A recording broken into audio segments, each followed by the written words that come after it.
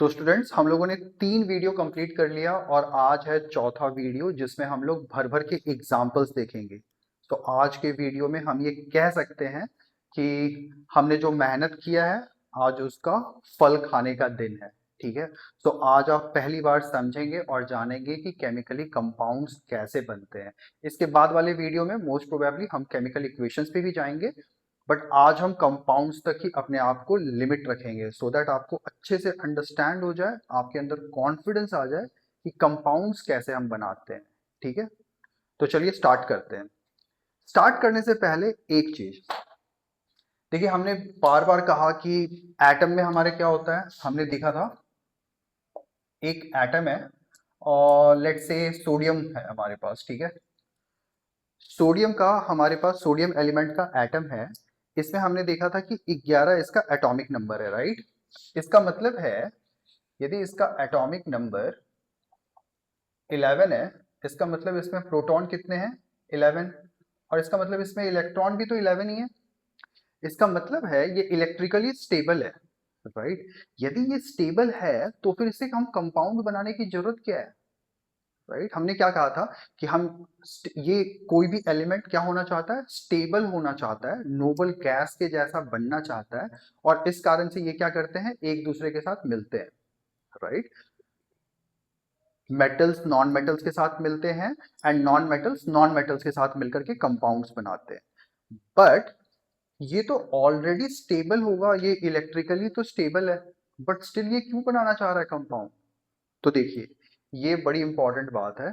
कोई भी एटम, कोई भी atom, any atom of any element, वो ऑलवेज, आप इसे स्टार मार्क करके लिख लीजिएगा, always they are electrically stable but chemically desperate, या फिर अनस्टेबल आप कह सकते हैं। इसका मतलब ये है, आपको नील बोर का जो उसने हमें इलेक्ट्रॉनिक कॉन्फ़िगरेशंस के रूल हमें बताए थे, उसमें उसने क्या बताया था कि जो उसका वैलेंस, किसी भी एलिमेंट का जो वैलेंस शेल है उसमें वो हमेशा 8 इलेक्ट्रॉन्स का वो चाहत रखता है। ठीक है। 8 इलेक्ट्रॉन्स वो रख सकता है जो उसका वैलेंस शेल है। ठीक है। मैं मैक्सिमम इलेक्ट्रॉन्स की बात नहीं कर रहा हूं पर शेल। जो वैलेंस शेल है, जो सबसे आउटर मोस्ट शेल है, उसमें वो हमेशा क्या करता है? ऑक्टेट बनाने की कोशिश करेगा वो। ठीक है। To to attain a chemical stable condition. ठीक है। इस केमिकल, जो वो केमिकल डेस्परेट है, डेस्परेट का मतलब जो हमेशा इच्छुक है कुछ करने के लिए, कुछ होने के लिए, और इसलिए वो अनस्टेबल है। तो ये क्या करता है, कोई भी एलिमेंट, जो मेटल होंगे वो क्या करेंगे? उसके पास इलेक्ट्रॉन्स ज्यादा है, उसने ज्यादा खाया हुआ है, राइट। इलेक्ट्रॉन्स को उसने ज्यादा खाया हुआ है तो वो क्या करेगा? लूज करेगा। और non metals at the same time क्या करेंगे? इलेक्ट्रॉन्स को गेन करेंगे। और इस तरीके से वो क्या कर लेंगे? एक आयोनिक कंपाउंड बना लेंगे। ठीक है। तो आपसे किसी ने भी कहा कि यार वो तो हमेशा स्टेबल ही होता है, इलेक्ट्रॉन्स एंड प्रोटॉन्स तो सेम ही होते हैं, फिर उसको क्या स्टेबिलिटी की जरूरत है? तो आप उनको बता सकते हैं वो इलेक्ट्रिकली स्टेबल होता है, केमिकली स्टेबल नहीं होता है। ठीक है। And for getting chemically stable they form either ionic compounds और कोवेलेंट कंपाउंड्स। ठीक है। अब इसके बाद जो इंपॉर्टेंट चीज है वो है, हमें कुछ ना पॉली एटॉमिक आयंस भी याद रखने।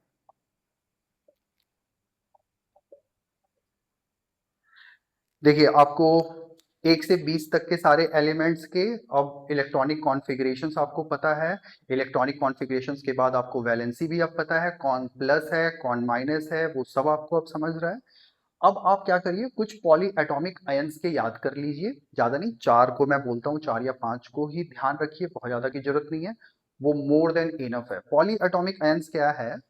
देखिए, ये non metals and non metals मिलकर के कोवलेंट कंपाउंड बनाते हैं। बट क्या होता है, ये कुछ ऐसे कंपाउंड्स होते हैं जो बनाते तो कोवलेंट कंपाउंड हैं, बट वो ना मिल करके कुछ इलेक्ट्रॉन्स को या तो लूज कर देते हैं या गेन कर लेते हैं, जिस कारण से ये पॉली एटॉमिक जो कोवलेंट कंपाउंड होना चाहिए वो भी आयंस जैसा बिहेव करता है, ठीक है। तो अभी आपको क्या करना है, मेरे इसी स्टेटमेंट को बार बार आप सुनिए, आपको समझ में आ जाएगा। एंड क्या करना है, इन तीन चार को याद कर लीजिए, दैट्स मोर देन इनफ, ठीक है। तो देखिए कौन सा इंपॉर्टेंट है। सबसे पहले हाइड्रोक्साइड,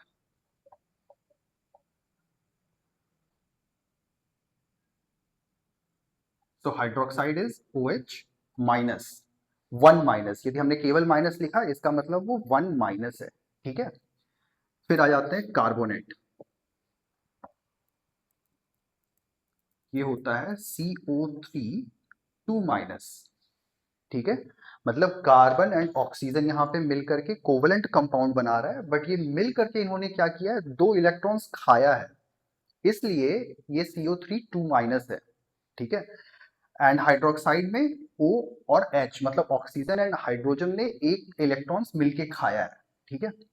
वैसे ये दोनों नॉन मेटल्स हैं, तो इसका मतलब है कि जो इनका बना होगा कंपाउंड वो कोवलेंट कंपाउंड है। एंड कोवलेंट कंपाउंड कैसे बनता है वो भी हम सीखेंगे आफ्टर आयोनिक कंपाउंड्स, ठीक है। वो शेयर करते हैं इलेक्ट्रॉन्स को, ठीक है, वो देते या लेते नहीं है। चलिए और देख लेते हैं। तो हाइड्रोक्साइड हो गया OH minus, carbonate is CO3 2 minus, then Anshika what next? Sulphate. Very good. So next is sulphate,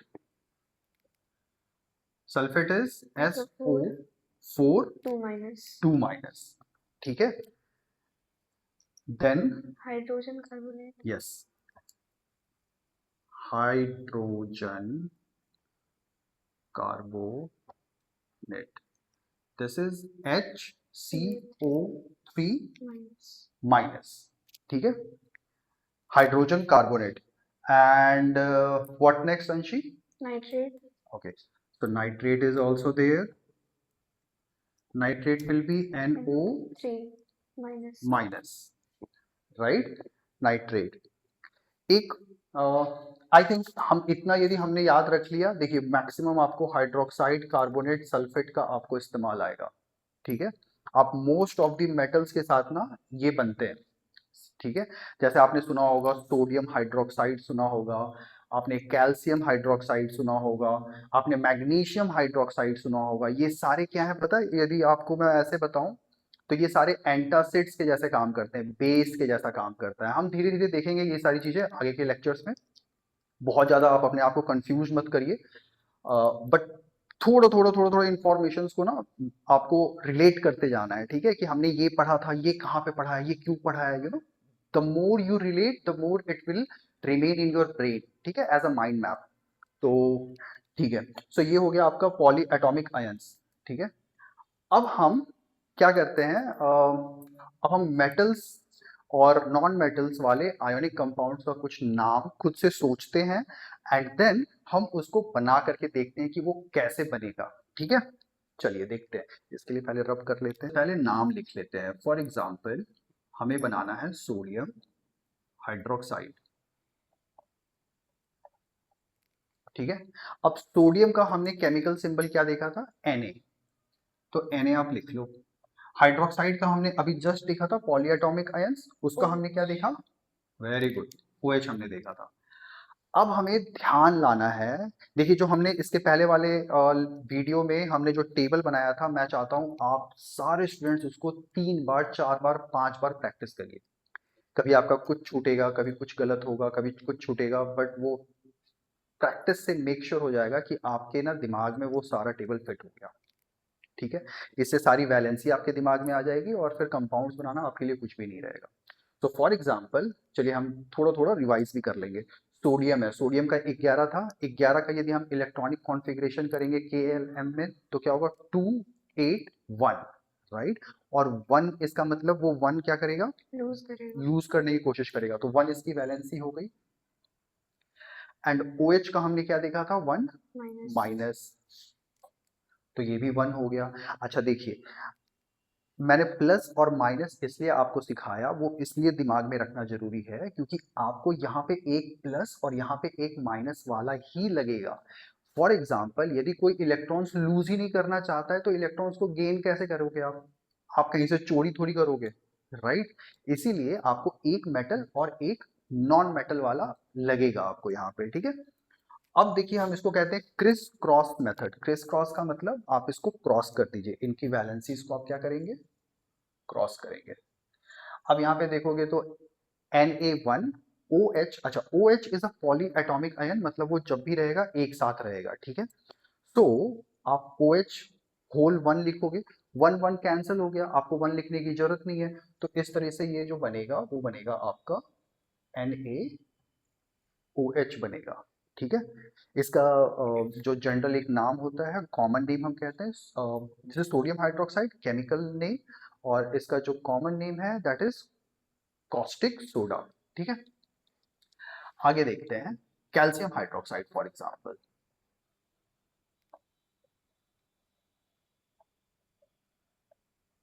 देखिए कैल्शियम का क्या था, ओ सॉरी, तो कैल्शियम का हमने इलेक्ट्रॉनिक कॉन्फ़िगरेशन तो नहीं देखा था, बट मैं आपको ऐसे बताता हूँ कि कैल्शियम का 20 होता है एंड 2882 उसका इलेक्ट्रॉनिक कॉन्फ़िगरेशन है, और 2 उसकी वैलेंसी है, ठीक है। 2 plus is the valency of calcium, तो वो आप लिख लेंगे इसके नीचे। अच्छा, इसका केमिकल सिंबल Ca, हाइड्रोक्साइड का OH। Ca के लिए आप कितना लिखेंगे, 2, OH के लिए 1, और आप करेंगे क्रिस क्रॉस, राइट। जैसे ही आपने क्रिस क्रॉस किया, ये देखिए आपने क्या लिखना है, Ca1 और OH, ये तो एक साथ है ना, पॉली एटॉमिक एक साथ है, तो आपको ब्रैकेट देना होगा और फिर आपको लिखना होगा 2। एंड देखिए ये 1 की तो जरूरत होती नहीं है, 1 इज लाइक आपने नहीं लिखा तो वो 1 ही समझा जाता है ना, तो ये 1 लिखने की आपको जरूरत नहीं है, ठीक है। तो you can omit it, and then आपका क्या बन जाता है formula, CaOH whole twice, this is calcium hydroxide, और इसका जो कॉमन नेम है that is Anshi slate lime, very good, ठीक है। आगे बढ़ते हैं, आगे कुछ और देखते हैं हम लोग। हाउ अबाउट मैग्नीशियम क्लोराइड, है ना, कुछ ऐसे रैंडम सा देखते हैं। मैग्नीशियम क्लोराइड, Mg हो गया मैग्नीशियम के लिए। एंड देखिए जब भी हम किसी एलिमेंट का खास करके नॉन मेटल वाले एलिमेंट का हम लोग जब नाम लेते हैं, तो उसमें हम IDE लगाते हैं, जब वो कंपाउंड बनता है ना, तो हम उसमें IDE लगाते हैं, आइड, है ना, क्लोराइड। यदि मान लीजिए ऑक्सीजन इसके साथ मिलेगा तो हम क्या बोलेंगे उसे, ऑक्साइड, है ना। तो इसका मतलब आपको ऑक्सीजन ही समझना है, ठीक है। क्लोराइड का क्लोराइड है, क्लोरीन नहीं है, क्योंकि ये कंपाउंड बनते समय नॉन मेटल क्या हो जाता है, IDE हम लिखते हैं, ठीक है। इट्स लाइक अ नॉमेनक्लेचर, नाम नाम लिखने की प्रक्रिया। तो Mg और Cl हो गया। नाउ मैग्नीशियम, ना मग, मग 12 हो गया, 12 का मतलब 282, मतलब 2 इसकी वैलेंसी हो गई। क्लोरीन की वैलेंसी 1, क्यों, क्योंकि ये होता है 17, राइट। 17 का मतलब 2 8 7, 7 का मतलब एक वो लेगा, तो एक हो गया इसकी वैलेंसी। आप इसको क्रिस क्रॉस करिए तो आपने क्या बन जाएगा, Mg, एंड Cl में क्या हो जाएगा, 2, MgCl2 आपका फॉर्मूला हो गया किसका, मैग्नीशियम क्लोराइड का, ठीक है। अंशिका कुछ टिपिकल सा बताओ जिसमें हमें इधर भी कुछ लिखने को मिले और इधर भी कुछ हो जाए। Aluminium sulphate, very good, let's take it, aluminium sulphate, ठीक है। अब एल्यूमिनियम का तो Al सभी को पता है, और सल्फेट का हमने अभी जस्ट देखा था SO4, और SO4 इसका वैलेंसी हमने कितना देखा था, 2, 2 माइनस दैट इज 2। एल्यूमिनियम का हमने कितना देखा था, ना मग अल, अल इज 13, राइट, तो 283, मतलब 3 इसकी वैलेंसी है। अब हम क्या करेंगे, क्रिस क्रॉस, राइट। सो ये क्या हो जाएगा आपका Al2, right, and then SO4 whole 3, that is aluminium sulphate. Anshika एक और बताना चाहोगी, मैग्नीशियम सल्फाइड। तो अंशिका ने बताया मैग्नीशियम सल्फाइड। अब पहले आप याद करिए, दिस इज नॉट सल्फेट, है ना, sulphate is a poly atomic ion, मतलब दो अलग अलग एटम्स मिल करके ये बनाते हैं। बट सल्फाइड मैंने क्या बताया था, आईडीई का मतलब है, आईडीई का मतलब है आईडी, यहाँ पे आईडी अलग हो गया हाइड्रोक्साइड, बट आप ऐसे देखोगे ये क्या है, सिंगल एटम है, किसी एक एलिमेंट के लिए है, और ये कौन सा है, सल्फर के लिए है, ठीक है। तो मैग्नीशियम का Mg एंड सल्फर का S, राइट। एंड मैग्नीशियम का कितना हो जाएगा Anshika, 2 is the valency, and sulphur का कितना होता है, सल्फर का भी 2 होता है। इसका मतलब क्रिस क्रॉस जब हम करेंगे तो हमें क्या मिलेगा, Mg2S2, जिसको हम MgS लिख सकते हैं। 2 कैंसिल हो जाएगा आपका, है ना, और आपका बच जाएगा क्या, MgS, ठीक है। चलिए अब आपके लिए होमवर्क है, आप कुछ हमें बना करके, यदि आप बना रहे हैं तो आप बना करके कमेंट में आप दे सकते हैं अपना answer. Anshika, tell me some compounds name. Sodium carbonate. Very good. So sodium carbonate आपके लिए एक सवाल है, एक सोडियम बाइकार्बोनेट भी दे दें, हाइड्रोजन कार्बोनेट, ठीक है। सोडियम हाइड्रोजन कार्बोनेट एक हो गया, ये एक, ये दो, और अंशिका कुछ और, calcium oxide. Calcium oxide, very good, calcium oxide, some more, how about aluminium hydroxide, aluminium,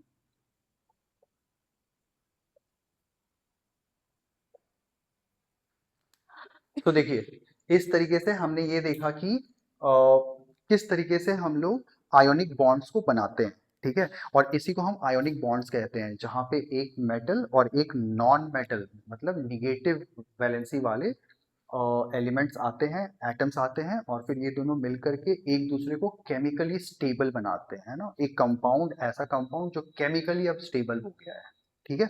तो ये हो गया आपका आयोनिक। अब हम बात कर लेते हैं थोड़ा, ये आपका होमवर्क हो गया, और अब हम बात करेंगे कोवलेंट बॉन्ड्स पे, ठीक है। तो पहले इसको रब करते हैं एंड देन विल, तो कोवलेंट बॉन्ड्स में क्या होता है, कोवलेंट बॉन्ड तब बनता है जब एक नॉन मेटल दूसरे नॉन मेटल के साथ मिल करके कोई कंपाउंड बनाता है, ठीक है। मेटल्स एंड नॉन मेटल्स ने मिलकर के क्या किया, एक ने इलेक्ट्रॉन्स दे दिया और एक ने इलेक्ट्रॉन्स ले लिया, तो इसने क्या बनाया, आयोनिक कंपाउंड, है ना, एक प्लस और एक माइनस। सो आयोनिक कंपाउंड हो गया metal and non metal together combined, right. जब non metal and non metal, ठीक है, अब दोनों को लेना ही है, राइट, अब दोनों को लेना है, लेकिन देगा कौन। सो इस केस में क्या होता है, ये लोग शेयर करते हैं इलेक्ट्रॉन्स को, rather than लूजिंग और गेनिंग इलेक्ट्रॉन्स, दे शेयर इलेक्ट्रॉन्स, ठीक है। हम देखते हैं कि कैसे वो शेयर करते हैं। तो जो सबसे कॉमन एग्जांपल्स है ना, हम उस पर बात करेंगे, ठीक है, जिससे आपको अंडरस्टैंडिंग आपकी क्लियर हो जाएगी। So let's take CO2, H2O, H2, N2, I think that will be more than enough for you to understand कि हो क्या रहा है, ठीक है। सो चलिए स्टार्ट करते हैं CO2 के साथ। कार्बन, कार्बन का वैलेंस कितना है Anshika, valence electrons 4, very good. So हम क्या करेंगे, 1 2 3 4, आप कहीं भी डाल सकते हैं for the ease of making it. हमने क्या किया, 2 इधर और 2 इधर रख लिया, ठीक है। अब हम ऑक्सीजन का देखते हैं, ऑक्सीजन में कितना होता है अंशिका वैलेंस, 6 होता है, 1 2 3 4 5 6, ठीक है। अब देखते हैं कि ये लोग कैसे एक दूसरे को सेटिस्फाई कर पाते हैं, ठीक है। सो मान लेते हैं ये इलेक्ट्रॉन और ये इलेक्ट्रॉन ने एक दूसरे के साथ बॉन्ड बना के शेयर कर लिया। जैसे कार्बन ने बोला ऑक्सीजन को, तू मेरा ये वाला इलेक्ट्रॉन यूज कर, मैं तेरा ये वाला यूज करूंगा। तो अभी तक इनके पास 4 था, बट अब क्या हो गया, 5 हो गया। फिर कार्बन ने बोला एक और कर लेते हैं शेयर, तो अब कार्बन के पास पहले 4 था, अब आप देखो 5 6 हो गया, राइट। बट इनको क्या चाहिए, कार्बन को तो चाहिए 8, किसी को भी 8 चाहिए, ऑक्टेट तो इसको भी चाहिए और इसको भी चाहिए, right. Both of them wants to make its octet. अच्छा ऑक्सीजन के पास अभी क्या हो गया, 2 2 4 5 6 7 8, मतलब इस ऑक्सीजन वाले एटम का तो पेट भर गया शेयरिंग से, बट कार्बन का पेट भरा क्या? नहीं, कार्बन के पास मात्र 6 आए हैं, ठीक है। इसको 2 और इलेक्ट्रॉन्स चाहिए, तो इसका मतलब CO कभी भी अभी फिलहाल तो एक कंपाउंड नहीं बना पाएगा, और इसमें हम क्या करना पड़ेगा, हमें एक और ऑक्सीजन इसे देना पड़ेगा। तो हमने एक और ऑक्सीजन दे दिया, 1 2 3 4 5 6, ठीक है। अब कार्बन बोलेगा इसके साथ और इसके साथ भी बॉन्ड बना लेते हैं, ठीक है। अब आप काउंट करके देखिए कार्बन का, 1 2 3 4, ये तो है ही, 5 6 7 8, मतलब ये कार्बन 8 इलेक्ट्रॉन्स के साथ अपने वैलेंस में इन्होंने सेटिस्फाई कर लिया अपने आप को, ठीक है। मतलब ये केमिकली स्टेबल हो गया। अब ऑक्सीजन को देखते हैं, 2 2 4 5 6 7 और 8, ऑक्सीजन भी, ये भी खुश। ये ऑक्सीजन 1 2 3 4 5 6 7 8, ये ऑक्सीजन भी खुश, है ना। सो इस तरीके से आपने देखा CO2 कंपाउंड क्यों एक कंपाउंड है, राइट। क्योंकि इसने सबने एक दूसरे को सेटिस्फाई कर लिया, how? By sharing their electrons. By sharing their electrons इन्होंने क्या किया, एक दूसरे को सेटिस्फाई किया और एक कंपाउंड बना लिया, और इसे ही हम कहते हैं कोवेलेंट कंपाउंड। अच्छा, ये जो हमने तरीका देखा ना, इसको हम कहते हैं लेविस इलेक्ट्रॉन स्ट्रक्चर या लेविस डॉट स्ट्रक्चर, ठीक है। अब देखते हैं H2O कैसे बन रहा है। हाइड्रोजन, हाइड्रोजन के पास वैलेंस इलेक्ट्रॉन्स कितने हैं अंशी? 1 जस्ट 1, ठीक है। और हाइड्रोजन को कितना चाहिए? 1 हाइड्रोजन को एक और चाहिए। याद करिए, हाइड्रोजन के बगल में कौन था? हीलियम था, राइट। तो ये क्या करेगा, ये हीलियम के जैसा करने की कोशिश करेगा। तो 2 हो गया तो भी इसके लिए ये स्टेबल हो गया हाइड्रोजन के लिए, ठीक है। तो यहाँ पे हाइड्रोजन का 1 है, और अब हम ऑक्सीजन देख लेते हैं। ऑक्सीजन के पास वही है 6 2 तो 4 5 और एक 6। मान लीजिए इस इलेक्ट्रॉन ने इसके साथ बॉन्ड कर लिया, ठीक है। सो हाइड्रोजन के पास तो 2 हो गया, hydrogen is satisfied, but is your oxygen atom satisfied? Let's count, 2 2 4 5 6 1 7 ना। तो ऑक्सीजन तो हमारा अनसेटिस्फाइड है। अब हम क्या करते हैं, एक और हाइड्रोजन ले लेते हैं। इस हाइड्रोजन के पास भी 1 है बैलेंस इलेक्ट्रॉन, और हम क्या करते हैं, इस हाइड्रोजन के साथ इसके इस ऑक्सीजन के इस इलेक्ट्रॉन को शेयरिंग करवा देते हैं, ठीक है। मतलब एक बॉन्ड बन गया इनके इनके बीच में। अब काउंट कीजिए, इस हाइड्रोजन का 1 और 2 डन, इस हाइड्रोजन का 1 2 डन, ऑक्सीजन का 1 2 3 4 5 6 7 8 डन, हो गया आपका H2O, है ना। तो इस तरीके से आप कोवलेंट कंपाउंड्स बनाते हैं, है ना। कैसे? शेयरिंग ऑफ इलेक्ट्रॉन्स करके, ना कि ट्रांसफर करके इलेक्ट्रॉन्स को। अब हम देख लेते हैं हाइड्रोजन की H2। हाइड्रोजन गैस हमने देखा था ना, H2 के फॉर्म में प्रेजेंट होता है। तो क्यों होता है? मॉलिक्यूल्स ऑफ एलिमेंट आपको याद होगा, फर्स्ट लेक्चर में हमने बात किया था। तो देखिए हाइड्रोजन के पास क्या है, मात्र 1 इलेक्ट्रॉन है उसके वैलेंस शेल में, सबसे आउटर मोस्ट शेल में। इसको चाहिए कितना? 2 चाहिए। कहां से लाएगा, राइट। सो एक और हाइड्रोजन आएगा, उसके पास भी 1 है, और ये बोलेगा चलो हम दोनों एक बॉन्ड बना लेते हैं, और इस बॉन्ड के कारण क्या होगा, इसके पास भी 2 इलेक्ट्रॉन्स का हो गया प्रेजेंस, और इस हाइड्रोजन के पास भी 2 इलेक्ट्रॉन्स का प्रेजेंस हो गया, बन गया H2, राइट। नाउ N2 हम देखते हैं। तो देखिए Anshika, this is visible, this part is visible, right. Nitrogen में कितना है अंशिका, वैलेंस इलेक्ट्रॉन्स? 5 5 है, वेरी गुड, क्योंकि इसका एटॉमिक नंबर इज 7 7, ठीक है। सो 2 5, 1 2 3 4 5, ठीक है। इस तरीके से नाइट्रोजन हमने बना लिया।